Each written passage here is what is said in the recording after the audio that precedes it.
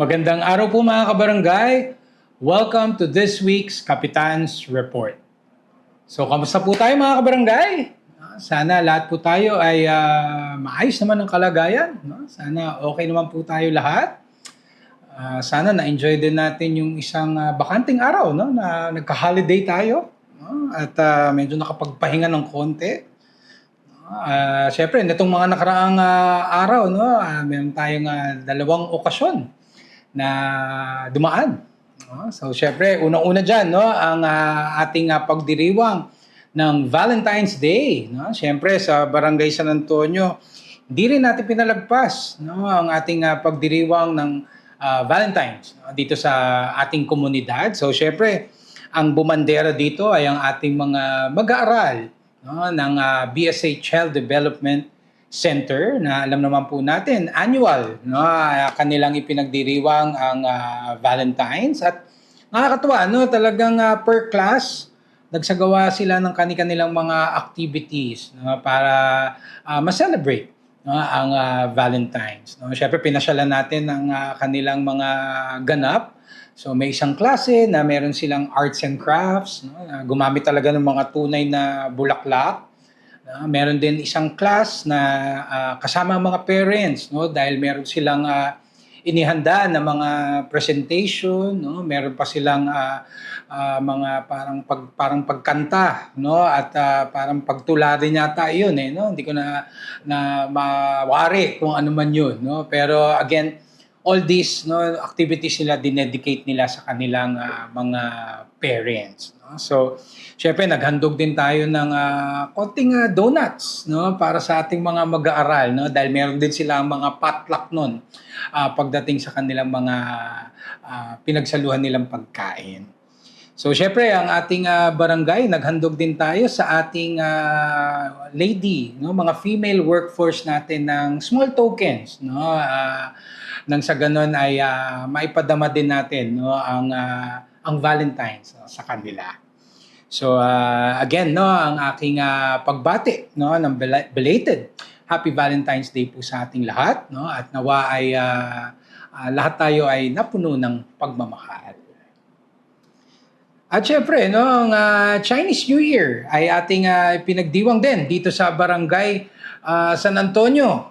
No, so buti na lang ay holiday, no, pero sayang, no, hindi pa naurong na para maging long weekend. No? Pero sa Barangay San Antonio, no, naniguro na tayo dahil nga baka biglang gawing long weekend, no, kaya February 13 pa lang, no, nag-celebrate na tayo dito sa ating barangay. Of course, nagkaroon tayo ng ating annual na Dragon and Lion Dance, no, na umikot sa buong Central Business District and of course dito sa ating village, no. At syempre ang naging culminating activity noon, no, kinagabihan, nagkaroon tayo ng simple fireworks display, no, sa intersection ng Julio Vargas at ng San Miguel Avenue. So again, this is an annual tradition in collaboration with Ortigas Center Association Incorporated, no. So nawa, no, ay naging masaya naman, no, ang ating pagdiriwang ng Chinese New Year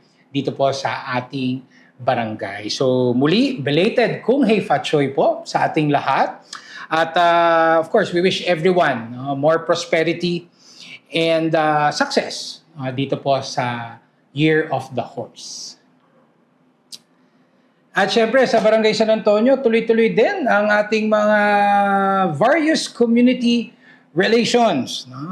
Mga activities natin na kasama ang iba't ibang mga stakeholders natin dito po sa Barangay San Antonio. So unang-una po dyan, of course, ang pagbabalik ng BSA Healthy Buddies, no? So ang Healthy Buddies ang ating own version ng medical mission na ginaganap natin sa iba't ibang bahagi, no, ng ating barangay.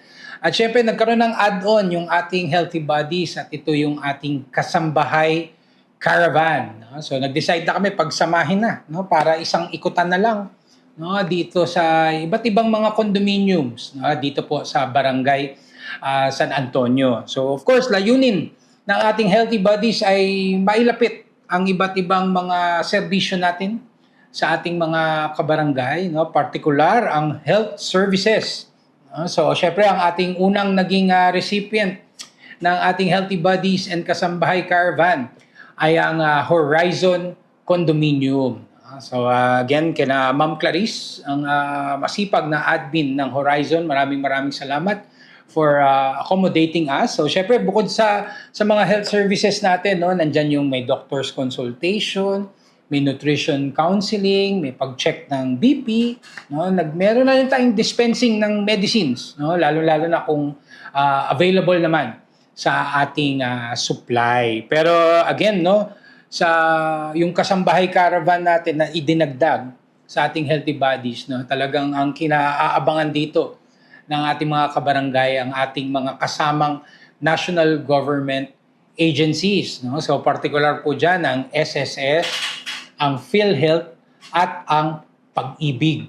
No, na alam naman po natin talagang sa mga employed, no, talagang very vital, no, itong mga national government agencies po na ito. So bukod diyan, no, bukod sa health services, meron ka pang services ng national government agencies. Of course, nagdi-distribute din po tayo ng iba't ibang mga IEC materials, no, para mas maging aware ang ating mga kabarangay pagdating sa mga karapatan ng mga kasambahay, no? At syempre, meron din tayong dinidistribute na drug abuse awareness materials, no? So very holistic na po, no, ang ating ginagawang caravan na umiikot dito sa Barangay San Antonio. So again, ang aking pagpapasalamat sa ating mga naging participants, sa ating caravan, of course, sa ating workforce na tumutulong, no, sa ating mga stakeholders, no, sa inyong patuloy na pag-accommodate sa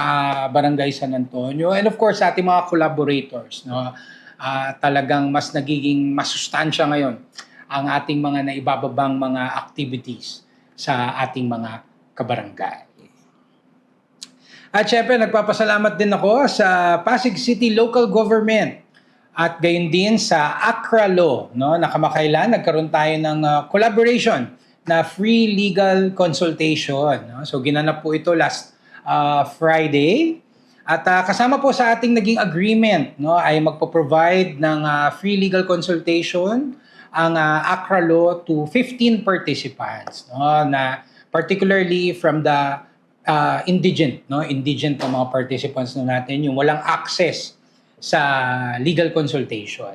So, again, na-provide naman po natin ang ating mga participants and we're very happy, no, na naging maganda ang feedback ng Accra Law at gayon din ng City Government ng Pasig sa ating naging collaboration. So, we look forward, no, to more, no, more collaborations in the future. No, at again, nagpapasalamat ako sa mga abogado ng Accra Law, no, at naging very good yung experience ng ating mga participants sa ating naging activity.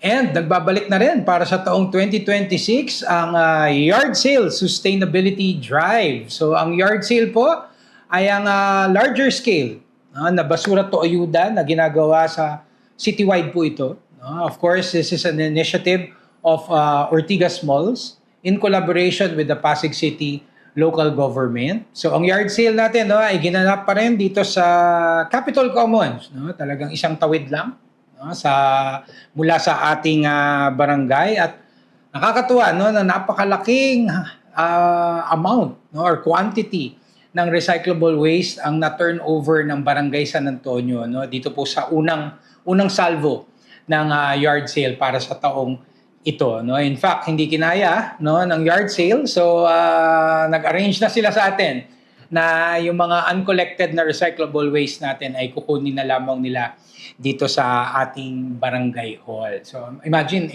sa karton pa lang 800 kilos na, no. So you can imagine yung truck.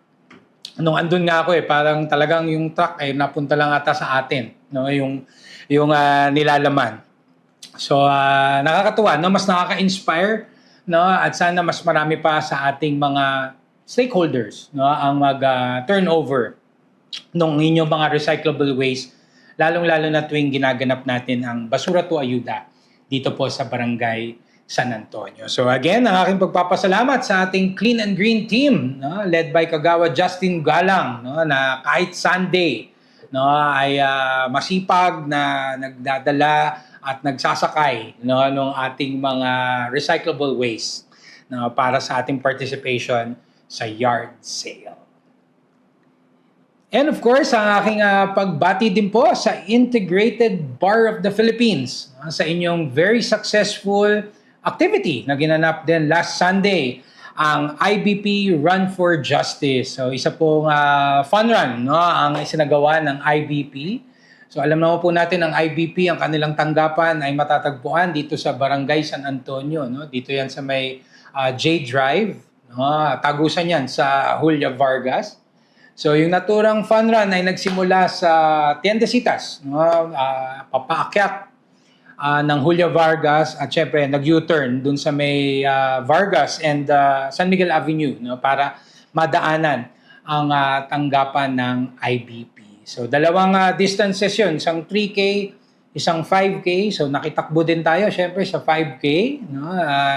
Nakasama din natin ang ilang miyembro ng ating kapulisan, no. In fact, si Chief of Police Colonel Hendrix Mangaldan ay tumakbo din. At gayon din ang ating substation commander na si Major Siguban ay nakiisa din sa naturang fun run. No? So again, no, nag-deploy din tayo ng security natin, no? Especially dito lang sa ating area, no? Pagdating sa may Meralco Avenue hanggang San Miguel Avenue, no? Meron na tayong mga naka-deploy na mga personnel mula sa ating barangay para makatulong sa pag-marshal, no? At masiguro ang safety ng ating mga runners. So again, ang aking pagpapasalamat sa IBP sa inyong imbitasyon. Of course, congratulations sa isang very successful event. And of course, you have our commitment sa aming patuloy na suporta sa IBP and of course, sa ating mga darating pa na mga kolaborasyon. And important announcement lamang po mga kabarangay, lalong-lalo na sa ating mga residente na nakatira dito sa ating village at gayon din sa mga motorista, no, na ginagamit na shortcutan, no, ang aming village. No? So magkakaroon po tayo ng temporary rerouting, no, sa loob ng ating village to give way to the demolition of our BSA ARC. No? So yung arko natin dito sa may General Rojas, Corner Shaw Boulevard, no? Finally ay i-demolish na po natin. Ano? Dahil again, no, maraming mga reasons, pero one of which is of course yung luma na siya. No? Pangalawa, kailangan mapaganda natin ang ating entryways, no, dito sa ating barangay. At syempre, no, most important, isa na siyang obstruction actually sa mga pedestrian. So yung pag-demolish sa kanya, no, will give way to more space, no, para sa mga naglalakad, no, dahil tawiran din po itong bahaging ito ng ating barangay. So ang ating road closure will be from February 25 to March 2. So committed naman po ang ating demolition team na tatapusin ang demolition and hauling of debris, no, in a week's time.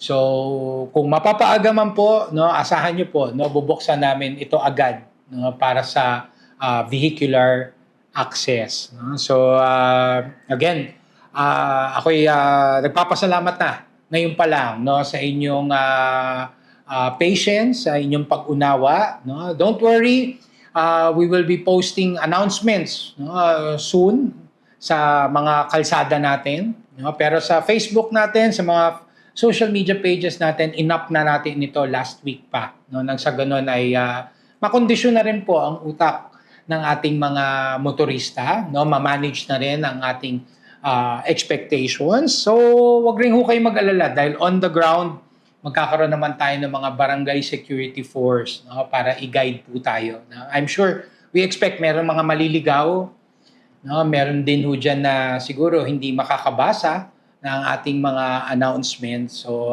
again, nandyan ang ating security force upang i-guide po tayo. No? Nang sa ganon ay mas maging less inconvenient itong ating gagawin na traffic rerouting sa ating Village. So idagdag ko na rin po, napapag-usapan na rin ng ating security force. No? So ako po ay nananawagan sa ating mga kabarangay, sa ating mga stakeholders, partikular ang ating mga kabarangay na mga naglalakad, mga pedestrians, whether nakatira po kayo sa San Antonio, nagtatrabaho kayo dito, let's continue to be more mindful, tuwing tayo po ay maglalakad. Alam ko hindi lamang po sa CBD natin nangyayari ito, nakakausap ko din po ang ibang mga pinuno ng ibang mga business districts dito po sa Metro Manila, kahit mga township, mga township areas. So isa ho talaga sa mga prevalent na mga problema ngayon ay ang snatching. Lalong-lalo na po ang mga mamahalin na cellphone. So ang aking panawagan po, mas maging listo po tayo. Patuloy po tayo maging mapagmatsyag, mapagmasid sa ating mga katabi, lalo na yung mga or nakakasalubong. Alam niyo po yung mga kawatan ngayon, hindi na ho sila ganun kadali i-profile. They blend in well with us already. So baka akala natin na mga disente ang itsura, asahan niyo po, sila pa ho ang may mga masasamang balak. So ang aking hinihiling lang po, mas maging vigilant po tayo. Again, ang tinatarget nila, yung nakikita nila ng mga hindi masyadong listo. Ika nga, yung masyadong relaxed. Again, shared responsibility lamang po ang inihiling namin. Ina-assure ko po sa inyo na sa bahagi po ng pamahalaan, ginagawa po namin ang aming lahat ng aming makakaya upang matiyak ang kaligtasan sa ating kapaligiran at syempre matugis po natin itong mga kawatan na ito. Pero again, para hinihiling lang po namin ang inyong pakikiisa. Let's be more mindful, let's be more alert, let's be more observant tuwing tayo po ay maglalakad dito po sa ating komunidad. So again, ang aking patuloy na pag-anyaya po sa inyong lahat to please like and follow our official Facebook pages.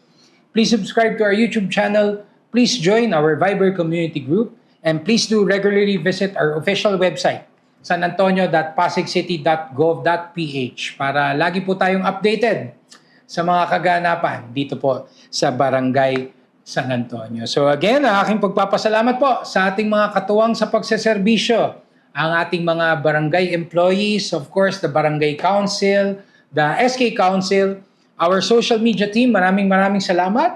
Of course, sa ating mga benefactors, donors, mga collaborators natin, maraming salamat po sa inyong tulong at suporta sa ating barangay. And of course, sa ating mga constituents, mga kabarangay natin, mga netizens natin, maraming salamat sa inyong trust and confidence at syempre sa inyong mga feedback.